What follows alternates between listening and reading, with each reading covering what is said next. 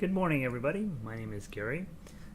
We are with the Denver Guitar Orchestra, and that, of course, doesn't matter. What matters is that we are teaching everybody how to play fingerstyle guitar, and a little bit of classical guitar mixed in here as well. I am going to go post our link over on the website. The website's denverguitarorchestra.com. And that will get everybody in here, and hopefully the first person will let me know if the sound is good. We occasionally have some challenges with sound, and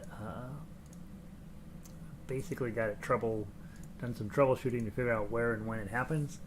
Alright, so there's that. Today we're playing we're starting a new Segovia pattern. We are also playing Row, Row, Row Your Boat, my favorite song from Book 1. Book 2, A-Tisket, A-Tasket. We're just going to start Book 2 over. Book 3, one of the great songs of all time, Estudio. We'll spend most of our time on that. And then we're going to talk about a classical song of the week going forward.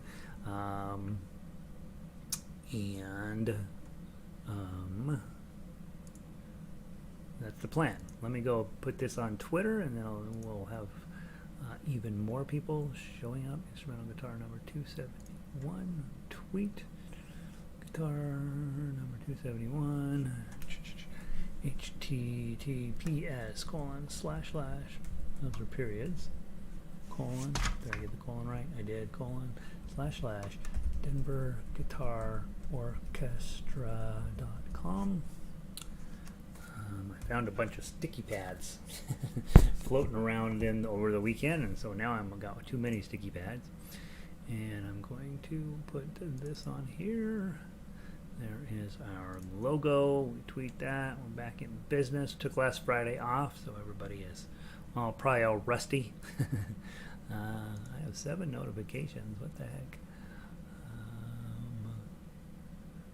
Crosswords.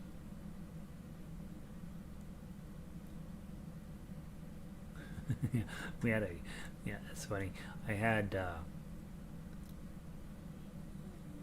over the weekend they had a feral cat run onto the field at the Rockies baseball game, and of course it was all over the news and Twitter and stuff. And so and the next day the Rockies didn't update their page, and I was like, well, so what happened to the cat?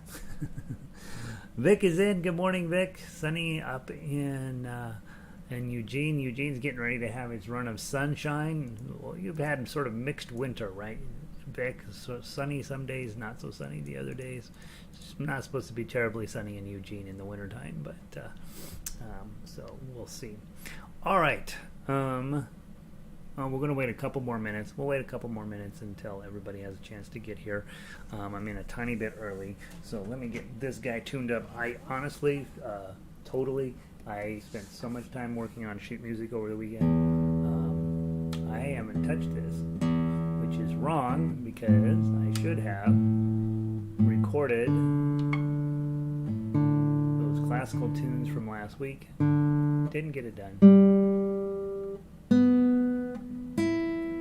So as far as I know, we still tune them EAD, GBE.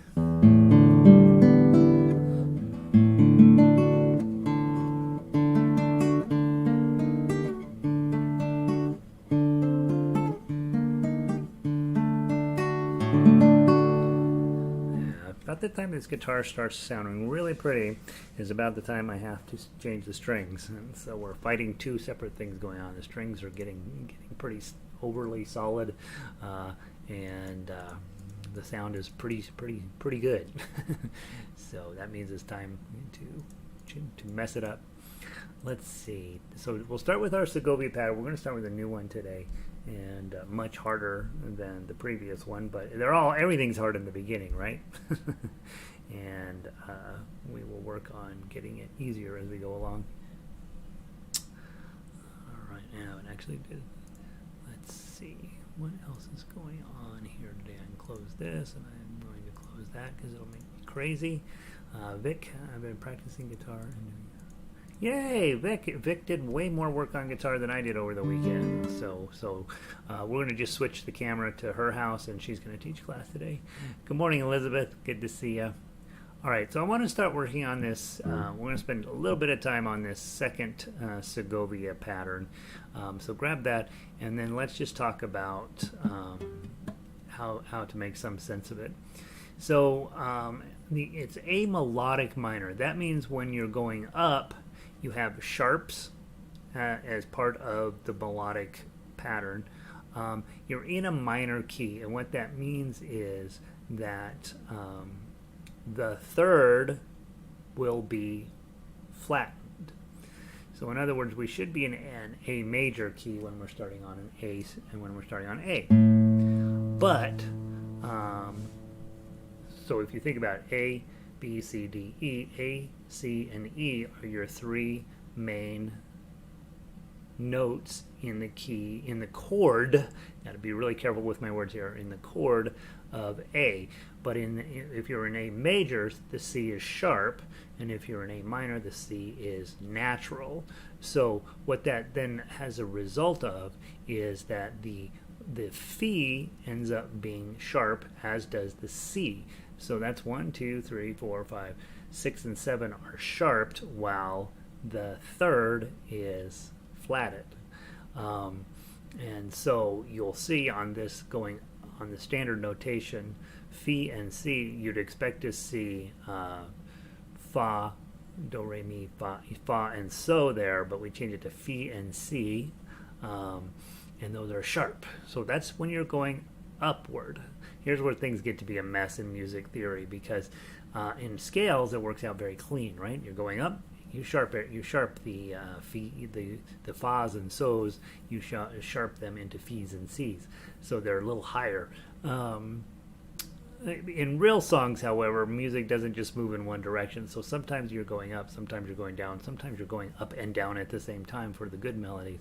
And so a lot of times it's the composer is getting to decide whether it's going to be a regular C, a regular F and a regular G, or a sharp F and a sharp G.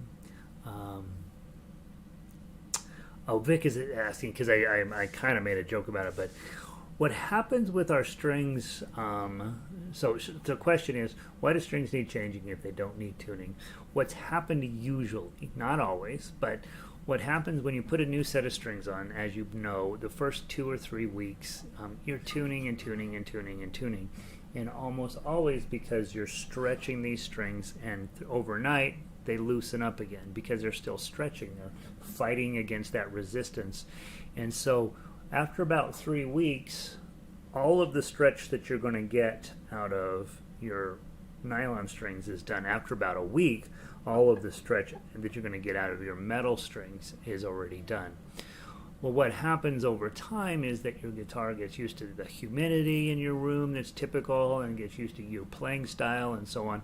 And so you're taking even more of this, any possible stretch that's in the string. The more you play it, it's vibrating, and the stretching and all of the whatever, I want to say molecules, I don't know if that's true or not, but whatever makes the string a string is busy doing its job, and it's tending, because you've got this string under a lot of pressure, it is tending to stretch everything out in this continuous fashion. Well, at some point, a month in, 2 months in, 3 months in, depending on how much you play, all of the possible stretch has come out of the string. Like, you have stretched it to, it's not going to stretch anymore. And that's usually about the time the guitar starts sounding really fine. Like, you really got, the strings are no longer going to get any more stretch out of them. They are what they're going to be, and your guitar tends to sound the best at that moment.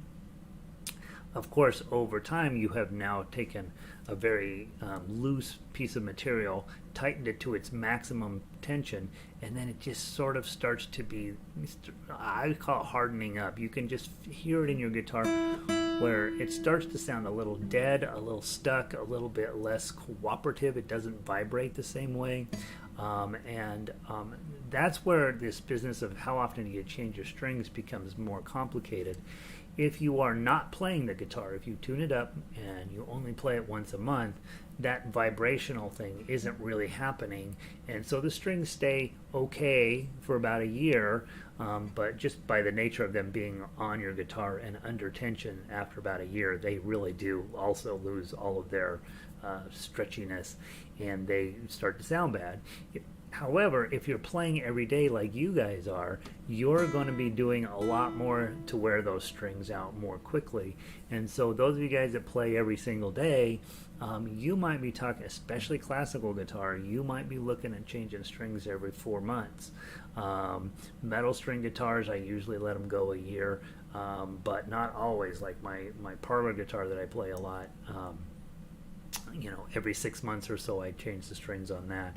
I think partly with the metal strings, you're talking about how when you're fretting, they build little concave spaces right underneath where the metal sort of caves in a little bit because you're busy fretting it, and you'll see little cutouts right above each fret on an old string because they're just pressed down in there.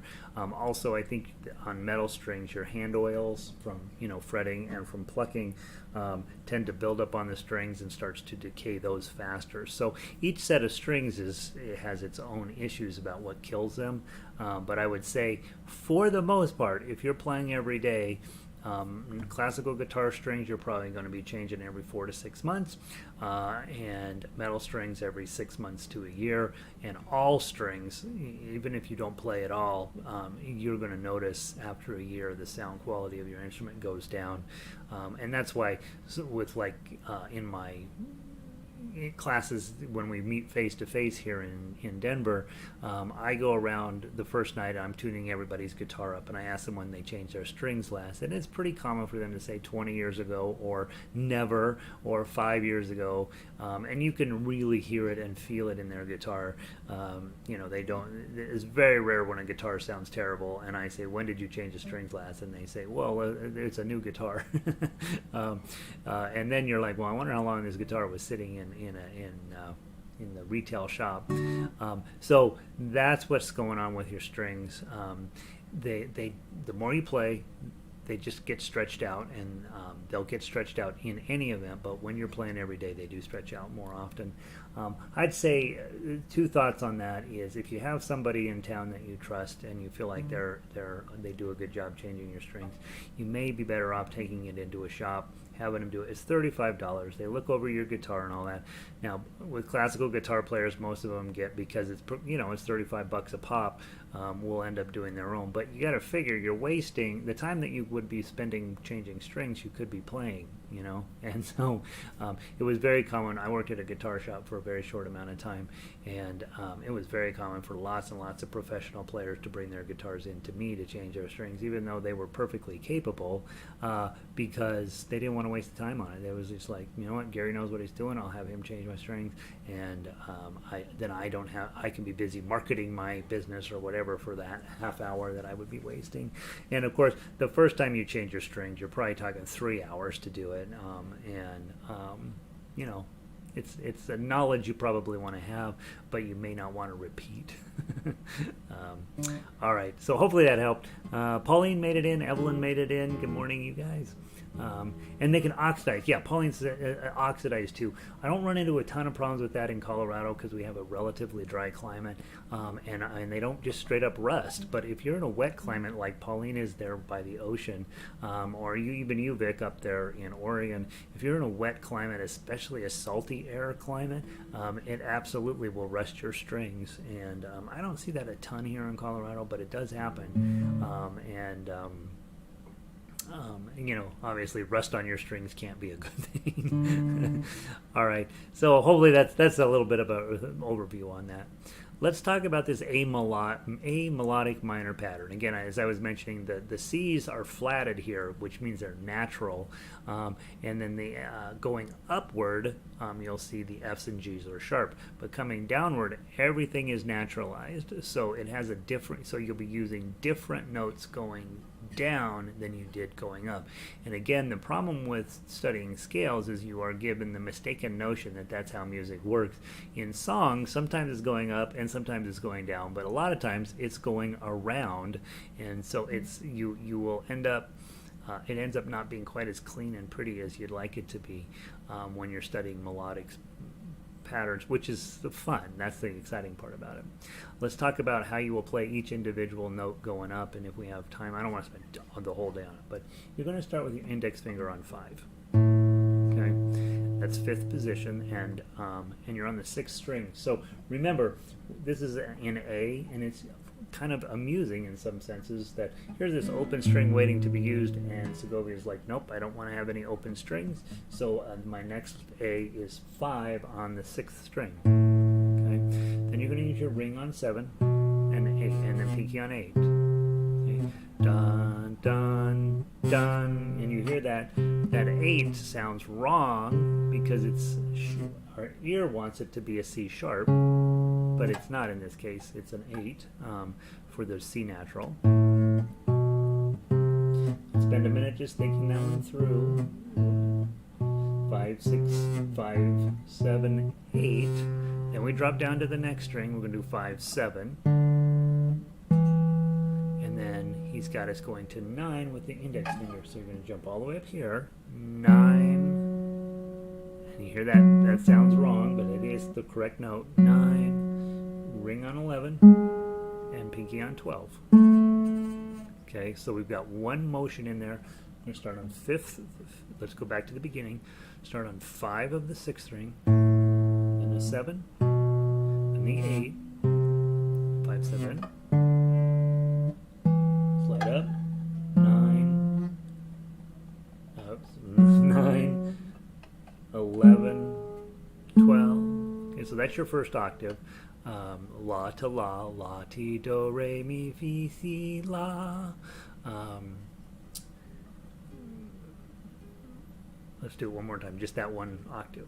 5, 7, 9, 5, 7, 9, 11, 12. Okay, so that's your first octave. Now then we go on to the second octave, which is 9, 10, 12 on the 4th string.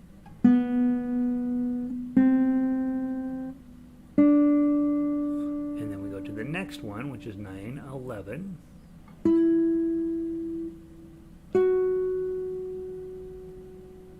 And then we go to the second string, 9. And you're going to slide up 1 to get to the next A. Okay, so that's your second octave. So let's go back all the way to the bottom, and we'll play all the way up to this high A, and then we'll talk about the rest of it.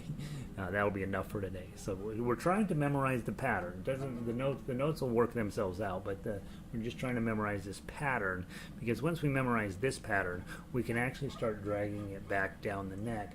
We're on A. We can do a G sharp minor. We can do a G minor, and we can do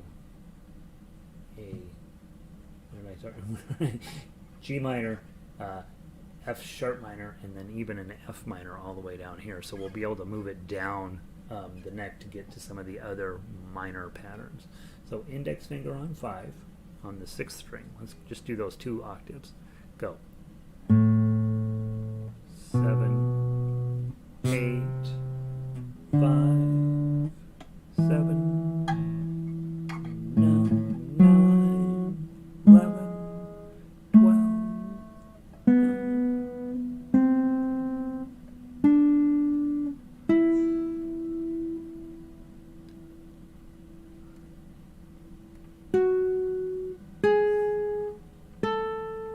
Okay, so I got confused there. So we'll stop there for right now. But the thing we're looking at is the reason Segovia writes them out this way is so that there's no no open strings. Everything has a finger on it, and we're starting in A. But again, once we learn the pattern, we can drag it back down and use all these other keys. So if I'm going a little bit faster, let's try it one more time. Ready, play.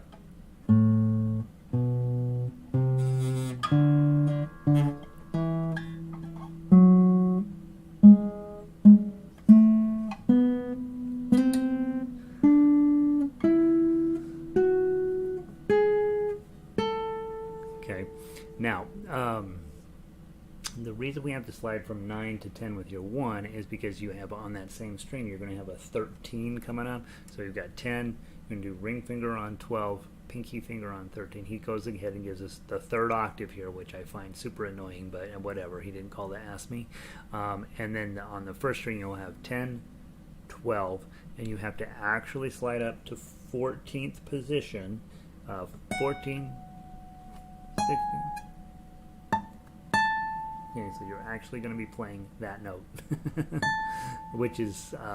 I even sent an email to Alex, like, are we really doing this? And he's like, you'll get where you like it.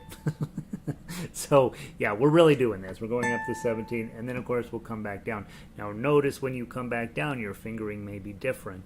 I would at least start on the tab to make it easier on you to at least get started memorizing the pattern.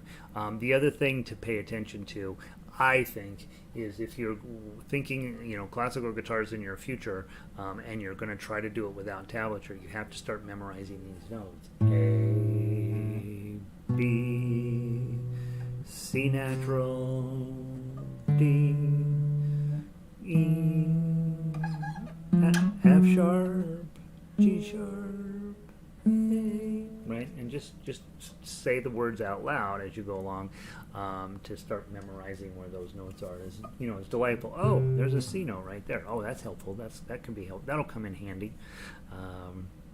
All right, so we'll just go up to there. We'll just go up to do the upward part. Tomorrow we'll work on the downward part. How about that? So, so it's not a bad idea for you to just to on your own work on the that third octave, and work on it. Just we'll be on this one a while. You don't need to work on it. All right, there's that. Segovia patterns. Ugh. All right, let's go into book 1 and let's go ahead and grab row, row, row your boat for the week. Now, if you are in, why isn't this opening? If you are in book 1, this is where we bring everything together. So row, row, row your boat is where we actually officially get started talking about, hey, this is where really the tough act stuff begins, and where we can bring all of our pieces and parts that we've been studying together. Now you have a new chord. It's a D chord. Index finger, 3rd string up, 2nd fret, middle finger, 1st string, 2nd fret, and then ring finger reaches forward up here to the 3rd fret of the 2nd string. With chords, remember, for the most part, you want to have your fingers as close to the fret wire as possible without being on top of it. And so, make sure you're pushing forward on there. Double check you've got the guitar in decent posture. Okay, about a 45-degree angle. This is up against your chest probably. The bottom of the guitar may be out slightly, but you don't want to lay it down. Okay, so sort of basically up against your body. And then your thumb is hanging out down here where you can't see it from the viewer's perspective, and it's basically hanging out right behind where your middle finger is. Now mine's slightly out of it at this point, but it's basically there. Pinky, make sure we're not doing a pinky sticking way out like this. Okay, I see that on lots of ukulele players doing that. And make sure it's also not twisted up like that. Because that's creating unnecessary tension. We don't want either of those. It should be hanging out as if it's getting ready to play the next note. Okay, because it will be playing the next note. Okay, so just like that. Let me think of what other things I'm thinking about as I'm setting up for this. I think that's it. Okay, let's give this a try. It's in 6/8. 1, 2, 3, 4, 5, 6. 1, 2, 3, 4, 5, 6. Or typically in 6/8 time, most of us will count it as 1, 2, 1, 2. Ready, play. Row, row, row your boat gently down the stream. Merrily, merrily, merrily, merrily, life is but a dream. Let's do it again. Row, row, row your boat gently down the stream. Merrily, merrily, merrily, merrily, life is but a dream. Okay, now verse 2 is wrong. I'm going to change the words on it one of these days. I don't know what I was thinking when I typed those out. I was borrowing them from somebody, I think, or trying to be smarter than the song. But verse 3, shred, shred, shred your axe, rock like you're a star. E-A-D-G-B-E, don't you dare mess with me, master of guitar. I think that's a great line. I wrote that. It's brilliant songwriting. All right, now next is the melody. With this one, I'm going to talk about second position now. We've been either going up and down the neck. We've been using our chord shape to get most of the melody. This one, let's talk about second position. So index finger is in 2, middle finger's in 3, ring finger's in 4, pinky finger is in 5. And you'll notice that until measure 5, we already have every single note covered that we're going to need to play. So start with your index finger on, your middle finger on 3 of the 2nd string. Pluck that twice. Pluck it again. And then open it on the 1st. Index finger to get the 2. 202. Middle on 3. And then your pinky's on 5. And that's why we want to play in 2nd position to be ready for that. Now, next notes are 10, 10, 10, 10, 10, 10. So bring your index finger down. Just grab both 10s at the same time. 1st string and 2nd string. Grab the first 3 10s. Second set of 10s are on the 2nd string. And as fast as your body will move, go grab the 2 on the 1st string. And then the 3 on the 2nd string. Pinky on 5, middle finger down to the 3, index finger, open, and middle finger. Play it a few times, ready, play.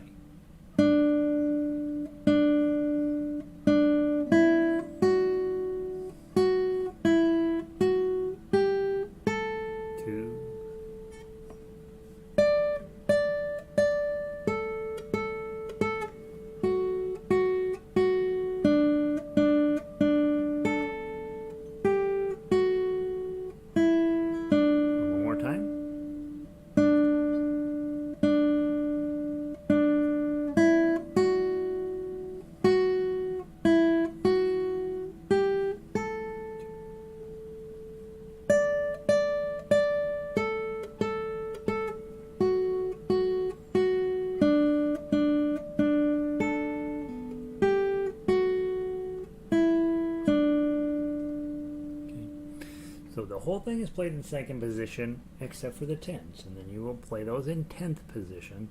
I was reading in Node's book the other day. He was explaining positions, and you know, typical Node, a lot of words for not a lot of meaning. They had a lot. It's wherever your index finger is, that's what position you're in. And so you're in 2nd position here. The reason you do that is that way your 5 is covered. When you have all those 10s, you might as well play with your index finger. You could play with your middle finger, ring finger, or even your pinky finger. All a little bit less reliable. The index finger covering both of those, you're now in 10th position. Okay. All right, so there's that. Now, very quickly, let's do it. A duet, which is how I'd like to play everything now for the rest of my life with duets with you online. I'm going to play the melody, you're going to play the chords. 2 strums per measure. Okay? Then we're going to switch. I'm going to do 2 strums per measure, and you're going to do the melody. 1. I'm on melody first, you're on chords. 1, 2. Row, row, row your boat gently down the stream. 2, go.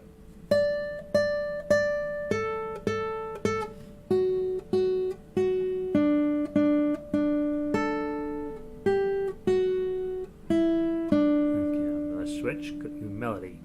3, 3, 3, 0, 2, 2, 0, 2, 3, 5, 10, 10, 10, 10, 10, 10, 2, 2, 2, 3, 3, 3, 5, 3, 2, 0, 3. Okay, so what you find out is if you're going to help the melody player, when you're in a room together with somebody who's playing the same thing, the chord person really cannot be swayed by the speed of the melody. You have to keep a steady pace. Even when we got to those 10, 10, 10s, I was wanting to slow down to give you a little more time to get the 10s in. Don't do that. Keep the beat steady. You're the drum beat when you're on chords. 2 beats per measure, and don't care what's going on in the melody. 1, 2, 1, 2. And then that way it's easier for the melody player to know exactly where they're supposed to be. If they're falling a little behind or speeding a little bit up, they can adjust based on where your strum is. That's why when we are talking about playing finger style, and we're always focused in on tough acts. And with tough acts, you can be a little free with your timing. When you're playing in duets, you really can't be. You guys you have to agree with what your partner is playing, and the person who usually makes most of the decisions about speed of the piece is the chord player, and then the melody player can play over the top of that at whatever speed you're working on. All right, finally, tough acts on this one. This is where it all comes together. So this is where you know if you know what you know, right? We're going to grab that D chord. We're going to strum that 3 times, and your rest stroke is happening on that first string. So from measure strings 4, 3, and 2. Ready? Play. Strum, strum, strum. Lift up your middle finger to get the 0. Put it right back down and strum it again. Got another full D chord. Lift up your middle finger, put it back down. Add your pinky to get the 3, and then you're going to slide it all the way up to 5. And then you got 2 decorative notes. You're already holding down those key notes. Go grab your 10s. Put your bar on 10, but you're also going to want to put your middle finger on the 11th fret of the 3rd string. So you're going to want to do this little thing here, little mini bar plus your middle finger. And then I find when you get way down here that strumming sounds weird, so I switch over to plucking, which is 2 10s, and then 10 and 11. Okay, now you're going to race back to grab your D chords, and then I continue to pluck there. You don't need to change anything, just change to strings 4, 3, and 2. And then this is where I will tend to go back to a strum pattern. Pinky, D chord, open, and a D chord. 2 decoratives. Let's talk about measure 7 very quickly. What I like is if your guitar is sized for your hand well, you should be able to hold your D chord and reach your pinky up to 5. Then you slide that back to 3, and then lift it off. Lift your middle finger up. But if your hands are too small, and I've been working on this myself, honestly, because I know that there are certain times, especially with a D minor, when I struggle with that, is to switch to the open position of that, where you have your index on 2, just where it always is, but instead of your ring, we're going to put the middle finger there on the 3, and then it's much easier to get your pinky up to 5. So if you do that system, then you're going to probably just put your ring finger on the 3, and then when you get to the D chord in the middle of measure 7, you put your regular D chord on, and then lift up your middle finger. So there's quite a bit more motion on that pattern. But the reason you would compromise the extra motion is that you're more comfortable getting to this 5. So like I said, rather it makes more sense to do a D chord with your pinky up here. But even me, I can't reach the front of that 5 in this position. And so to get it cleaner, I would go to this other position.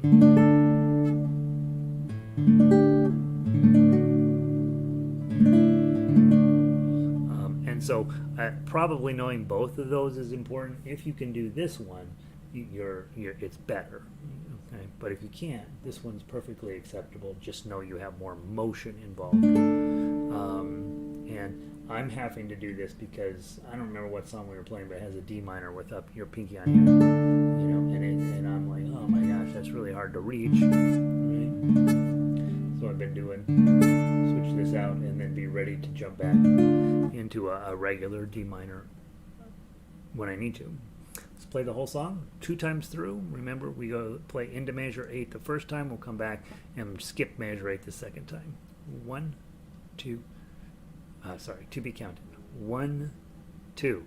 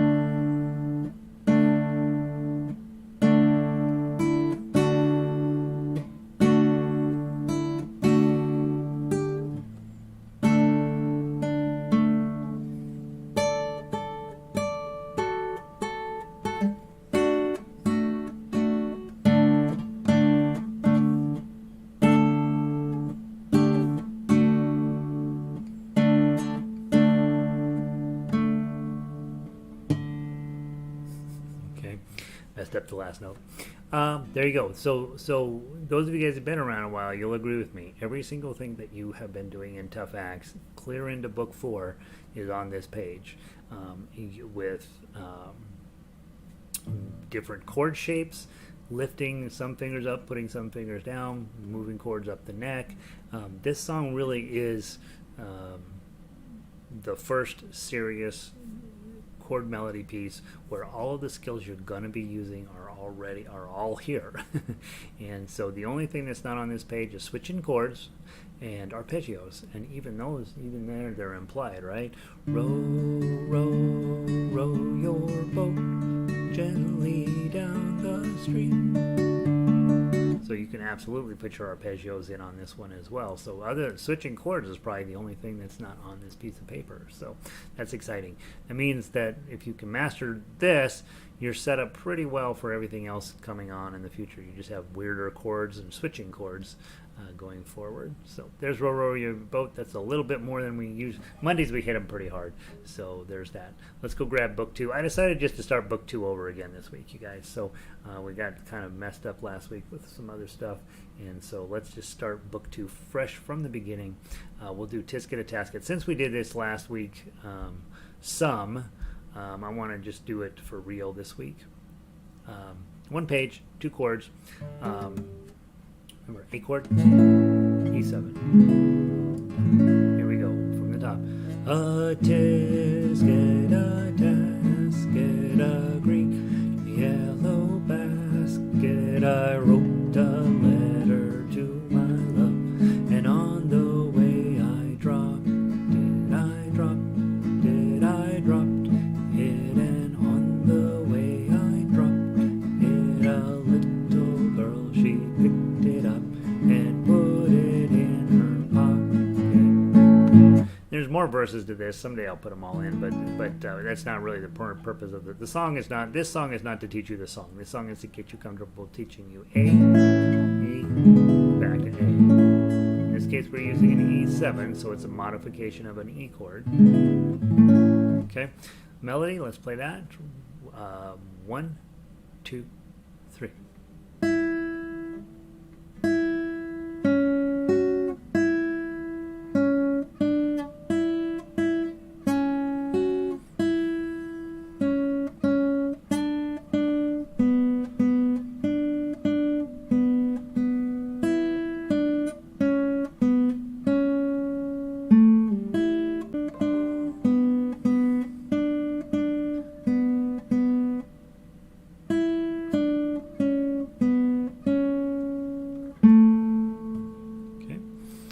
Got noticed that I was disconnected from YouTube and then reconnected, so hopefully you didn't have too much of a glitch there.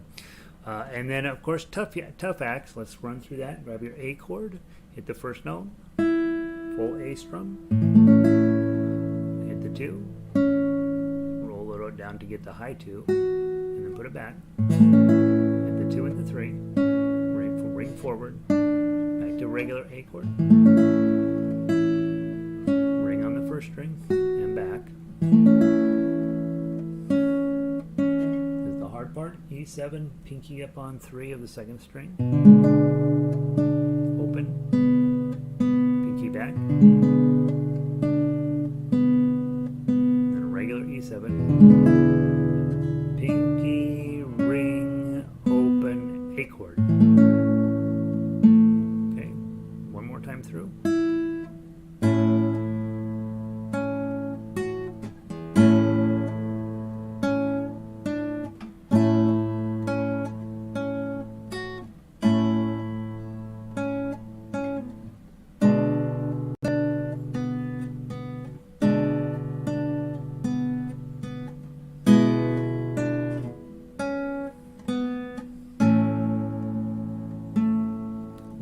Probably bar with the pinky on 5. Okay,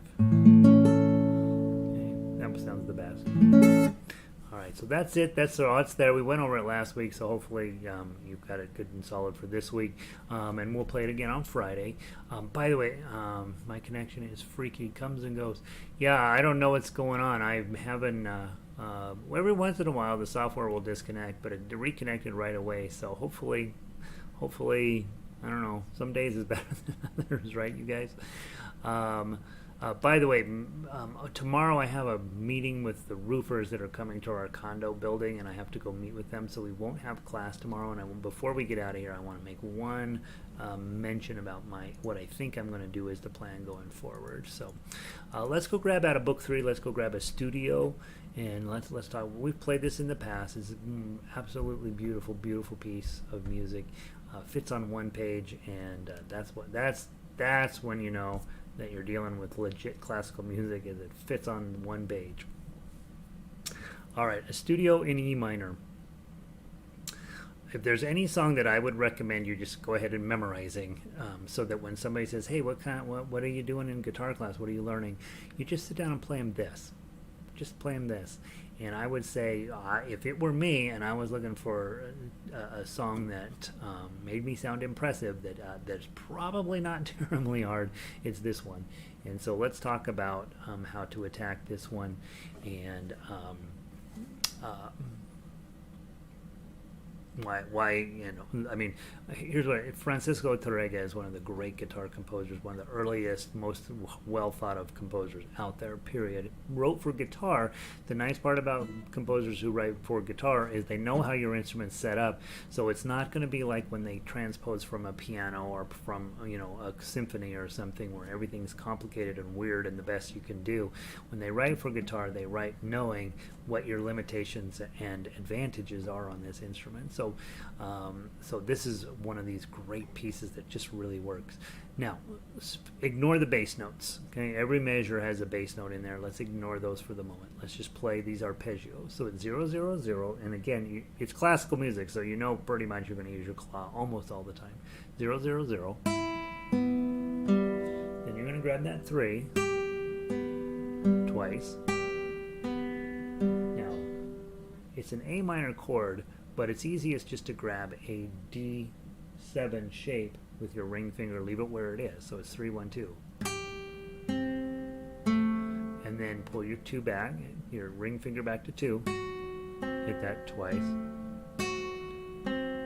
Now here's where things look worse than they are. Put a pinky on 5, your middle finger on the 4, and then you're really just bar the 2nd fret, okay? Because you're going to need that in here in just a second. So 5, 4, 2. Move your pinky off and put your middle finger on the 3. And then lift up your middle finger. And that's it. Okay. We'll talk about why a bar makes more sense than anything else there when we come back and add in the bass notes. And then right after that, we'll grab the 7. And you can relax for a second. 3 of those. And then hit the 0, just same as the first measure.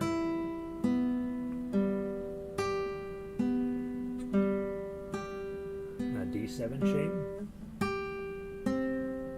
Pull it back. Okay, bar on 2, pinky on 5. Ring finger on 4, middle finger on 3. No middle finger. Here, I've changed my piece of music to just put in a full E minor chord. There's that. I just think it sounds prettiest. Okay. Now, when you go back through to put in the bass notes, nothing changes except that your thumb is going to pluck some zeros. Okay. So go to the first measure. Make sure you're on the top string and just pluck those together, and then finish out the pattern.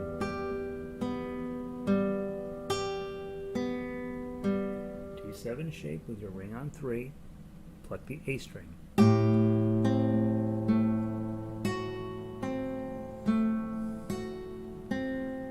Here's why this bar is important. You want to cover it's basically your A chord, except you're actually going to hold down the 2nd fret of the 5th string, because that's going to be your bass note. It's a B. This is the hard part, getting your ring finger onto the 4, and then the middle finger back where it was. Lift up your middle, and then top and bottom strings. And I just strum a full E minor. Okay, isn't that beautiful? And really, you could just, the hard part on this one is bar on 2, pinky on 5, ring on 3, right?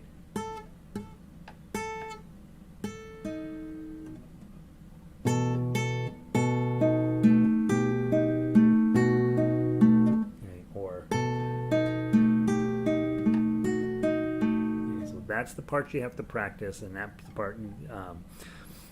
Another reason why memorizing this piece makes sense is you're not going to be able to look at the paper and figure out what's going on over here on your left hand. You're going to have to just be like, oh, there's that measure, and then stare at your ring finger to make sure it's doing what it needs to do. So that's the first section. Second section is measure 9. Again, go through and do the entire melody part first. Let's ignore the bass notes. So 0, 0, 0. Then 3, 3, 3, 0, 0. Slide all the way to 7.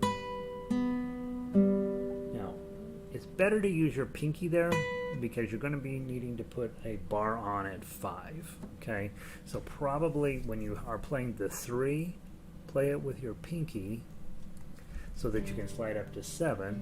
Let me see if I can show you. And that gives you plenty of flexibility to get the 5 on here. This 5, the bar at 5, you want to leave your A string open. Okay, so you're going to put a little mini bar, 4 strings, and leave that string open. And then your pinky's still on 7.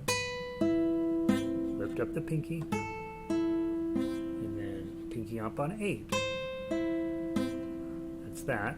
Now jump back down. It's an A minor, but grab your D7 shape. Ring finger forward.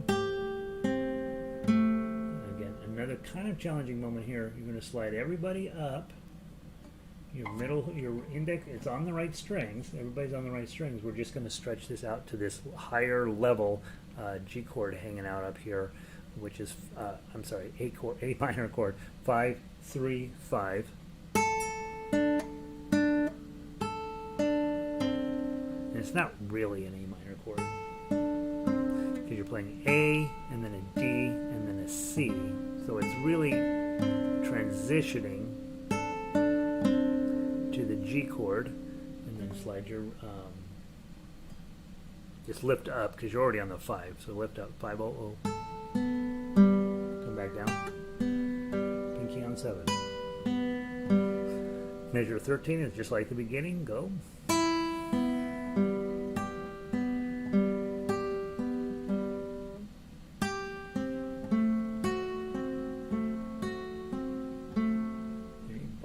Pinky, ring, middle.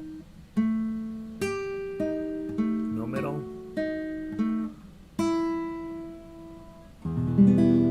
And again, a nice E minor chord there. Okay, and then we're out of time. So when I go back in to add the bass note, same thing as above.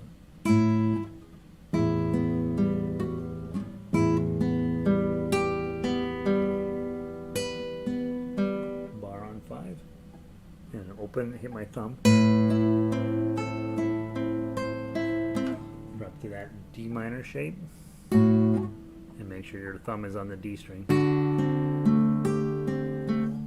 Slide this way up, and then here's a little bit of a challenge. You've got to get your this up on 3. Your ring's already hanging out on 5. You might be able to reach it here with putting your index finger on the 3 up here, but it probably is going to be easier to switch out your pinky. And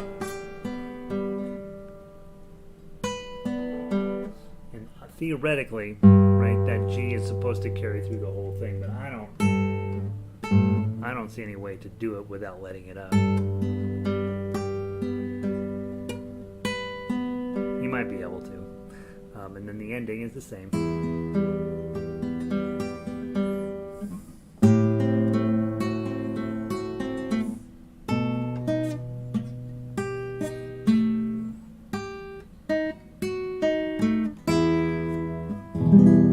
And then the last time, remember guys, we have harmonics up here on 12, so rather than playing the very last time, rather than doing that, just go grab these top 3 strings at 12 and play your harmonics.